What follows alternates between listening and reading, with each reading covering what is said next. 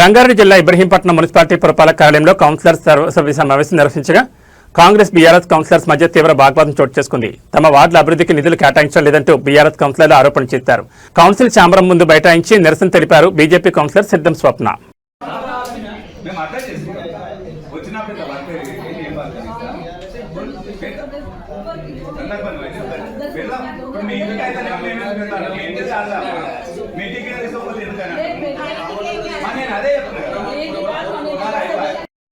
వేరే వేరే ఒక 40-50 కోట్ల రూపాయల వరకు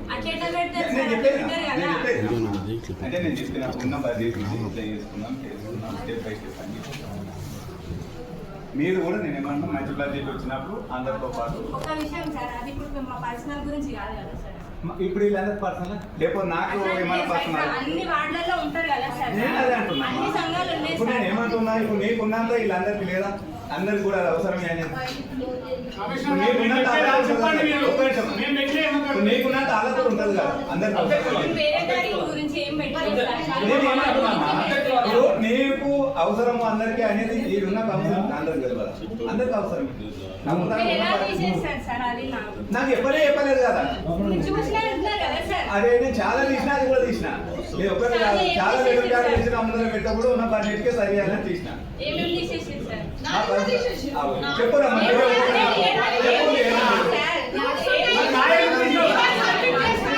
అందరూ తీసిన. ఎందుకంటే వాళ్ళు చాలా వరకు డ్రైనేజీలు పెట్టిండ్రు, పెద్ద పెద్ద రోడ్లు పెట్టిండ్రు. అదే అందరికీ కొంచెం బడ్జెట్, ఒక్కొక్క 40 పెద్ద 150-300 ఫీట్ల రోడ్లు కూడా పెట్టి మీటర్లు అంత బడ్జెట్ లేదని చెప్పిన. ఇప్పుడు త్రిలోకాల లాంటి ఉంది, ఒక మోరికే 30-40 లక్షలు ఏగిన పోయి కమిషనర్ పోయి ఎవరు ఆయన కూడా వచ్చారు, మేనేజర్ కూడా వచ్చి వచ్చారు. లేవు తమ్మి అని పెట్టిన. అది వాస్తవం కాకపోతే ఇబ్బంది అవుతుంది. శంకరాన్ని వచ్చినాక ఆయన 40 లక్షలు అయితే అది కూడా పక్కన పెట్టినా వద్దా నైట్ ఉన్న చేయాలి.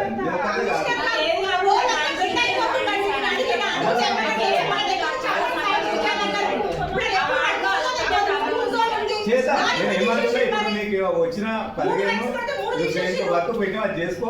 నేను ఏం చెప్తున్నా, ఇప్పుడు ఒకటి ఉన్నారంటే